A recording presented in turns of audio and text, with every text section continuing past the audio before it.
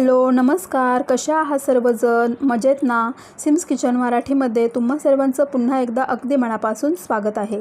दिवाळी झाली त्यानंतर आपलं रोजचं रुटीन आता चालू झालेलं आहे. मुलांच्या शाळासुद्धा चालू झालेल्या आहेत आणि त्यानंतर आपलं जे नेहमीचं राशन किंवा आपल्याला घरामध्ये ज्या वस्तू लागतात तर त्या वस्तू आणल्यानंतर मी कशा पद्धतीने त्या सेट करून ठेवते जेणेकरून आपलं रोजचं जे रुटीन आहे तर त्यामध्ये आपल्याला जास्त वेळ न लागता स्वयंपाकसुद्धा लवकर होतो आणि इतर कामंसुद्धा लवकर होतात.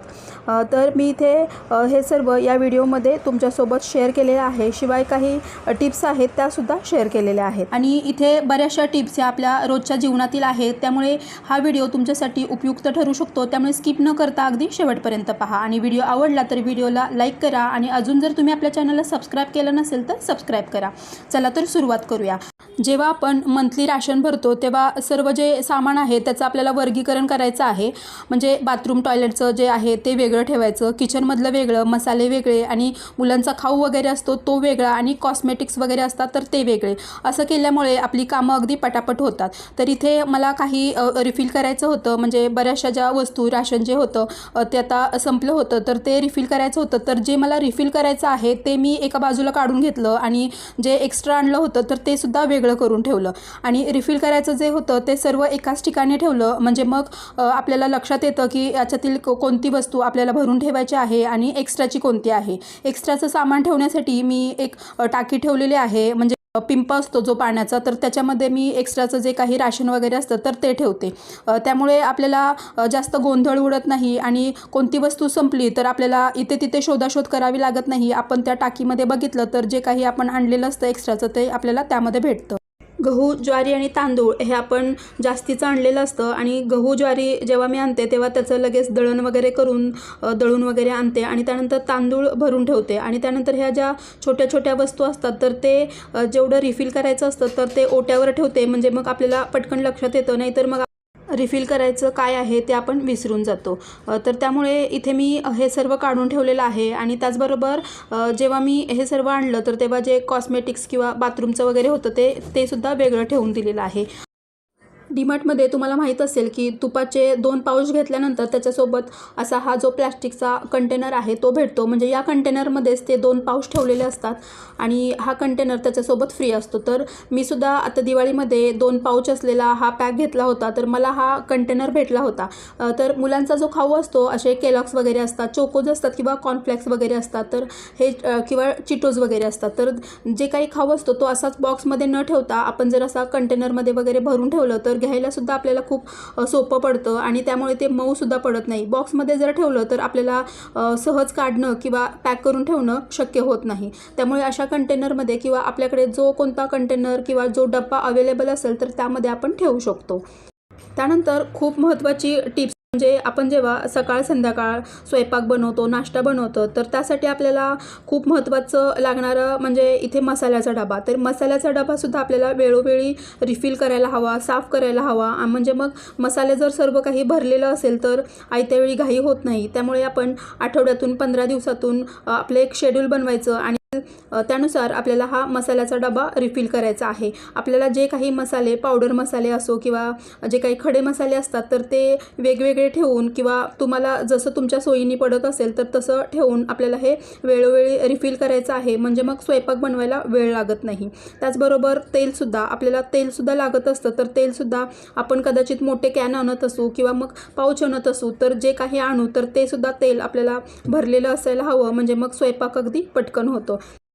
आपण जेव्हा पण महिन्याचं राशन भरतो तर तेव्हा आपण वेगवेगळ्या ज्या बॅगा आहेत तेव्हा त्या वेगवेगळ्या बॅगांमध्ये वेगवेगळं जे सामान असतं तर ते ठेवायला हवं. म्हणजे जसं की बाथरूम किंवा कॉस्मेटिक्स वगैरे हे जे काय आहे ते वेगळं ठेवायचं. म्हणजे खाण्याच्या वस्तूमध्ये हे मिक्स करायचं नाही. साबण किंवा सर्फ वगैरे असेल किंवा इतर गोष्टी तर ते वेगळं ठेवायचं. तर मी सुद्धा हे असं वेगळं ठेवून आणलं होतं. आणि त्यानंतर अजून एक महत्त्वाची गोष्ट म्हणजे जेव्हा आपण डीमार्टमध्ये दूध वगैरे घेतो किंवा चीज घेतो, बटर घेतो किंवा इतर तूप वगैरे जे काही घेत असेल, म्हणजे जे काही पदार्थ असतात, आईस्क्रीम वगैरे असेल, तर जे फ्रीजमध्ये ठेवायचं असतं तर ते आपल्याला एका वेगळ्या बॅगमधून आणायचं आहे. म्हणजे मग आल्यानंतर फक्त तेवढीच बॅग घेऊन त्यामध्ये जे काही असेल तर ते आपण पटकन फ्रीजमध्ये ठेवू शकतो. त्यासाठी आपल्याला इतर ज्या पिशव्या वगैरे असतात तर त्या शोधण्याची गरज लागत नाही.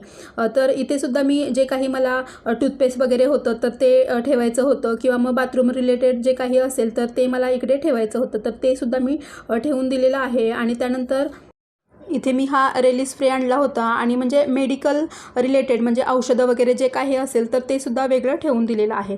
त्यानंतर दुसरी पुढची महत्त्वाची टीप म्हणजे अशी आहे की आपण जेव्हा बाहेरून दही वगैरे विकत आणतो, जर आपण डेअरीमधून वगैरे आणलं तर एखाद्या प्लॅस्टिकच्या ज्या बॅग असतात तर त्याच्यामध्ये ते बांधून देतात, किंवा मग जर दुकानातून आणलं किंवा डीमार्टमध्ये वगैरे आणलं तर तिथून असे पाऊच असतात. तर आपण काय करतो की लागेल तसा त्या पाऊचमधूनच दही घेतो. तर तसं न करता जो पाऊच आहे किंवा बॅगमध्ये जर बांधून दिलेलं दही असेल तर तेव्हाच्या तेव्हा आपल्याला एखाद्या कंटेनरमध्ये, डब्यामध्ये असं ओतून ठेवायचं आहे. तर हा जो काचेचा कंटेनर आहे तो मी दह्यासाठीच ठेवलेला आहे. मी जेव्हा घरीसुद्धा दही बनवते तेव्हा स्टीलच्या भांड्यामध्ये बनवते आणि त्यानंतर या काचेच्या कंटेनरमध्ये टाकून ठेवते. म्हणजे मग घरातल्यांना सर्वांना समजतं की या कंटेनरमध्ये दही आहे. 10 दिवसातून किंवा 15 दिवसातून एखादा दिवस आपण ठेवायचा, आणि त्या दिवशी जे काही आपल्याला रिफिल करायचं असेल तर ते रिफिल करायचं, किंवा मग आपण जेव्हा राशन भरतो तर तेव्हाच एखाद्या दिवशी आपल्याला जे काही रिफिल करायचं असतं तर ते रिफिल करायचं.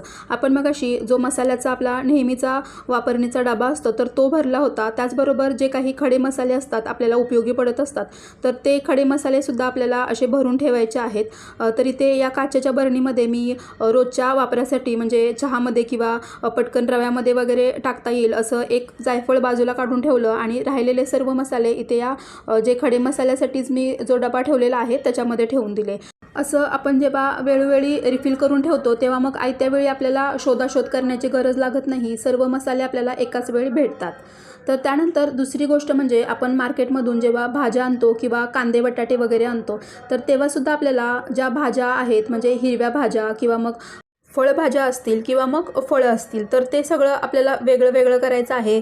जे काही धुवून घ्यायचं आहे तर ते धुण्यासाठी बाजूला ठेवायचं आहे, आणि जे लगेच साफ वगैरे करायचं आहे तर ते वेगळं ठेवायचं आहे.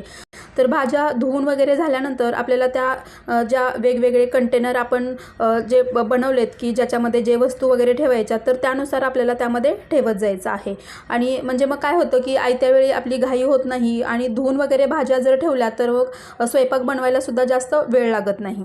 आपल्या सोयीनुसार किंवा आपल्याला अगदी व्यवस्थित लवकर वस्तू भेटाव्या, किंवा आपल्याला ज्या पद्धतीने सवय आहे की म्हणजे बरेच जण काय करतात मसाला एकत्र ठेवतात, म्हणजे मिरच्या, अद्रक, लिंबू, कोथिंबीर, कढीपत्ता वगैरे आहे ते एकत्र ठेवतात, किंवा काहींच्या घरी जर थोडं जास्त क्वांटिटीमध्ये आणलं असेल तर ते प्रत्येक वस्तूसाठी, भाजीसाठी वेगवेगळं कंटेनर किंवा डब्बा जो काही आहे तो वेगवेगळा ठरवलेला असतो. तर त्यानुसार म्हणजे आपल्याला फक्त सोयीचं पडलं पाहिजे आणि आपल्याला ती वस्तू लवकर सापडली पाहिजे. तर अशानुसार आपण ते ॲडजस्ट करायचं आहे. तर मला जे योग्य पडेल, सोयीचं पडेल तर त्यानुसार सर्व भाज्या, मसाले जे काही आहे ते मी असं ठेवत असते.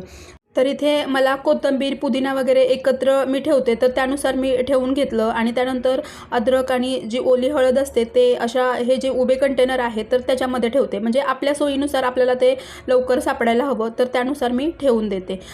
त्याचबरोबर जे वांगं असतं किंवा कोबी, फ्लावर वगैरे असतो तर हे मोठे असतात आकाराने, तर ते अशा छोट्या कंटेनरमध्ये वगैरे बसत नाहीत. तर त्यानुसार याला मी असं जे क्लीन रॅप असतं तर त्याने रॅप करून ठेवलं आहे, आणि ते असंच जरी फ्रीजमध्ये ठेवलं तरीसुद्धा चालतं. हे पिकलेले टोमॅटो आहेत ते रोजच्या वापरासाठी मी असे वरती ठेवलेले आहे. त्याचबरोबर कढीपत्ता थोडा जास्त प्रमाणात मी इथे आणलेला आहे. कढीपत्त्याची मला चटणीसुद्धा बनवायची आहे तर ते मी एका सेपरेट कंटेनरमध्ये भरून ठेवलेलं आहे. तर आपल्या सोयीनुसार आपल्याला हे ठेवायचं आहे. त्यानंतर कांदे इथे मी व्यवस्थित साफ करून घेतलेले आहेत, आणि कांदे, बटाटे आणि लसूण जो आहे तो त्याचं जे स्टँड आहे तर त्याच्यामध्ये असे ठेवून दिलेले आहेत. म्हणजे पटकन जर आपण ठेवलं तर मग पसारा राहत नाही, आणि मग जर राहिला तर मग काय होतं की नंतर ठेवायचा कंटाळा येतो. तर लागल्या हाताने जर आपण ठेवलं तर वस्तूसुद्धा जागच्या जागी राहते आणि मग पसारासुद्धा होत नाही. मुलांचा जो खाऊ असतो तर त्याच्यासाठी आपल्याला एक वेगळा कंटेनर ठेवायचा आहे. म्हणजे जो असा कंटेनर ठेवायचा की ज्यातून आतलं सगळं व्यवस्थित दिसेल आणि मग आतमध्ये किती खाऊ राहिला आहे हे सुद्धा आपल्याला वरून व्यवस्थित कळेल. जर आपण स्टीलचे डबे वगैरे असतात तर त्यामध्ये ठेवला तर प्रत्येक वेळी डबे आपल्याला शोधावे लागतात आणि बाहेरून काही दिसत नाही आणि मग प्रत्येक वेळी वेगवेगळे डबे खोलले जातात. त्याच्यापेक्षा खाऊसाठी असा एक वेगळा सेपरेट डबा जर आपण ठेवला तर प्रत्येक वेळी आपल्याला वेगळे डबे उघडण्याची गरज नाही. जे काही असेल तर ते एकाच डब्यामध्ये सापडतं आणि किती शिल्लक आहे किंवा काही संपलं आहे हे आपल्या पटकन लक्षात येतं. यानंतर पुढे आपण पाहणार आहोत की आपण जेव्हा दुकानातून अंडी विकत आणतो तर बरेच जण बिना धुता तशीच फ्रीजमध्ये ठेवतात, काही जण धुतात सुद्धा. तर कधी कधी काय होतं की आपण आत्ता धुवू आणि मग धुवू असं करत ते थोडा वेळ बाहेरच ठेवतो. तर तसं न करता लगेच एखाद्या भांड्यामध्ये वगैरे टाकून ठेवायची आणि त्यामध्ये पाणी ओतून ठेवायचं. जरी आपल्याला लगेच धुणं शक्य नसेल तर निदान पाणी तरी ओतून ठेवायचं, म्हणजे मग आपल्या लक्षात येतं की हे काम आपल्याला करायचं आहे. तर इथे आत्ता मी अंडी जेव्हा आणली तर तेव्हा मी लगेच, मला जर धुवायला वेळ नसेल तर मी त्यामध्ये फक्त पाणी टाकून ठेवते. म्हणजे मग पाणी टाकले म्हणजे मग आपल्याला ती धुवावीच लागतात आणि मग असं केल्यामुळे काम पण अगदी पटकन होतं. तर इथे थोड्या वेळासाठी पाणी जरी त्यामध्ये टाकून ठेवलं किंवा तुम्हाला फक्त पाण्याने धुवायचे आहेत की त्याला काही लावून वगैरे म्हणजे सर्फ वगैरे किंवा काही लिक्विड वगैरे टाकून धुवायचं आहे तर त्यानुसार आपण आपल्या सोयीनुसार धुवायचं. तर इथे अंड्यांना जास्त काही घाण वगैरे लागली नव्हती त्यामुळे फक्त पाण्यामध्ये थोडा वेळ भिजत ठेवून त्यानंतर मी अशी धुवून घेतली. एखाद्या चाळणीवरती किंवा एखादी पाणी नितळेल अशा एखाद्या टोपल्यावरती वगैरे हे काढून ठेवायची, म्हणजे थोड्या वेळातच अगदी छान नितळतात आणि मग त्यानंतर आपण जर फ्रीजमध्ये ठेवली तर ती दिसायला बिलकुलसुद्धा खराब दिसत नाहीत, घाण दिसत नाहीत आणि त्यामुळे मग फ्रीजमध्ये बघायलासुद्धा अगदी छान वाटतं. तर इथे पाहू शकाल अगदी छान स्वच्छ अशी अंडी आपण ठेवलेली आहेत. अशा क्लिप्स एकत्र करून त्याचा पूर्ण अगदी डिटेल्समध्ये व्हिडिओ बनवून मी तुमच्यासोबत इथे शेअर केलेला आहे.